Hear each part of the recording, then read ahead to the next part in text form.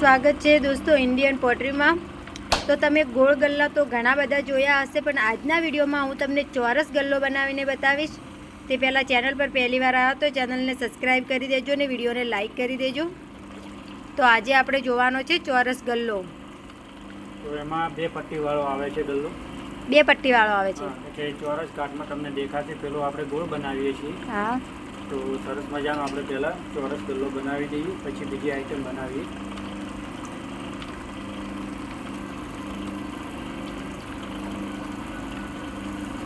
એવી તો અમે ઘણી બધી એવી આઈટમો બનાવીએ છીએ। ગલ્લા છે, નાના માટલા છે, ઝૂંપડિયા છે, એવી ઘણી બધી આઈટમો અમે બનાવીએ છીએ। અચ્છા, તમે નાની મોટી બધી જ આઈટમ બનાવો છો? હા।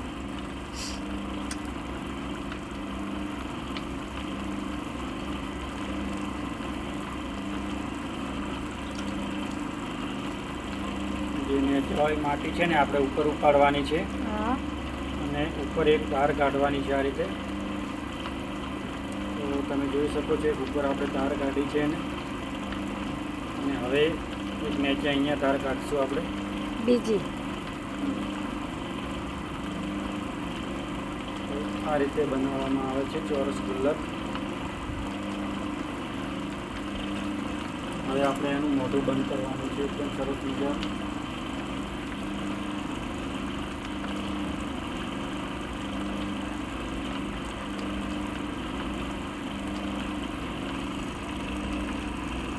બહુ સરસ બને છે આ ગલ્લો।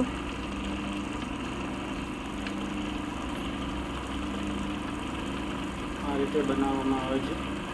તો તમે કેટલા નંગ બનાવો છો દાડામાં? આ મોટી સાઈઝમાં હોય તો 200 બને, અને કે નાની સાઈઝમાં બનાવી તો 400 નંગ પણ બની જાય। અચ્છા, એવું છે। નાની કટલેરી આઈટમ બનાવતા હશો એ તો વધારે બનતી હશે ને? હા, એ તો 400 બને, 500 બને, જેવી નાની મોટી સાઈઝમાં હોય તો આ રીતે બનાવવામાં આવે છે ગલ્લો। તો દોસ્તો આપણે ગલ્લો તો ચોરસ જોઈ લીધો છે। હવે ચંબુ બનાવવાનો છે, તો ચંબુ કેવી રીતે બનાવવામાં આવે છે એ જોઈએ। હવે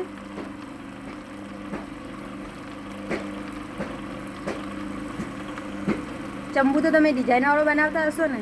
હા, ચંબુ આપણે ડિઝાઇનવાળા પણ બનાવીએ, સાદા પણ બનાવીએ, અલગ જે અલગ। લાંબી ગરદનવાળો આવે છે?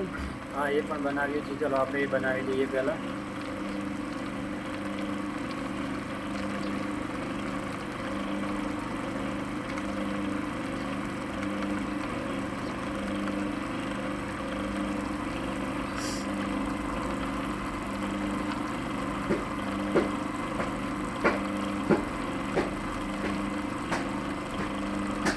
બહુ સરસ રીતે બનાવવામાં આવે છે।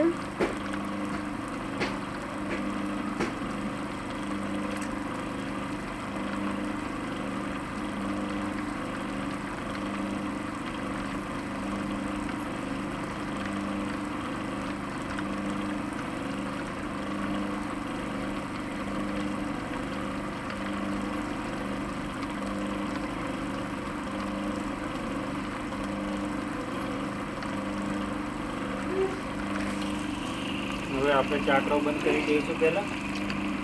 અચ્છા, આના પર ડિઝાઇન લગાવવાની છે? હા।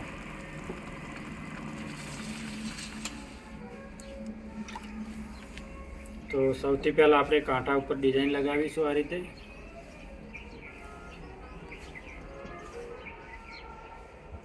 બહુ સરસ ડિઝાઇન લગાવી છે।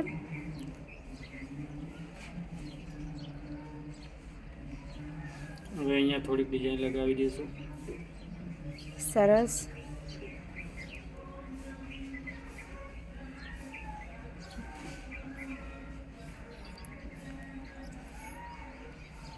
તો સરસ મજાનો ચંબુ બની ગયો છે।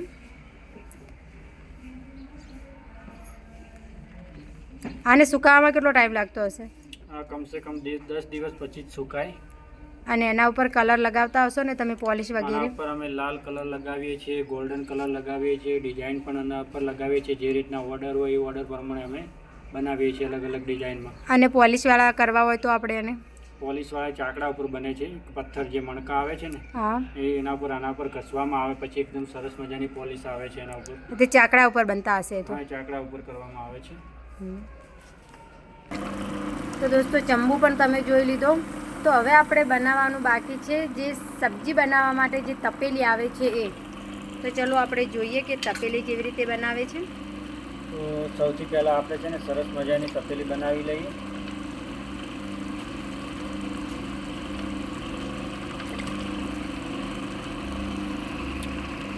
જે માટીના વાસણમાં તમે કોઈ બી સબ્જી બનાવશો, અંદર દહીં જમાવશો હા, તો એનો ટેસ્ટ અલગ જ હશે.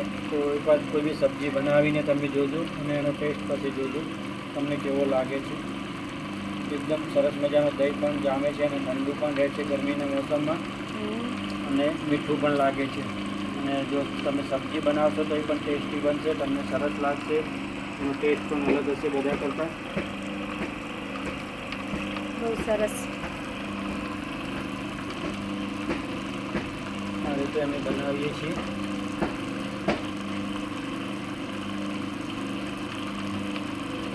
તો દોસ્તો માટીના વાસણમાં જમવાથી કોઈ પ્રકારનો રોગ પણ નથી થતો. હા, એમાં કોઈ જાતનો કોઈ રોગ નથી થતો, કારણ કે આ એક માટી છે. તો તમે કોઈ એલ્યુમિનિયમ કે એવું કશું છે નહીં આમાં. તમે તમારા ઘરે એકવાર માટીના વાસણમાં સબ્જી બનાવીને ટ્રાય કરજો. અને માટીની હાંડી આવે છે એની અંદર દહીં પણ જમાવજો દોસ્તો. પાણી પણ માટીના બર્તનમાં જ પીવાનું આપણે, તાકે કોઈ રોગ ના આપણને થઈ શકે.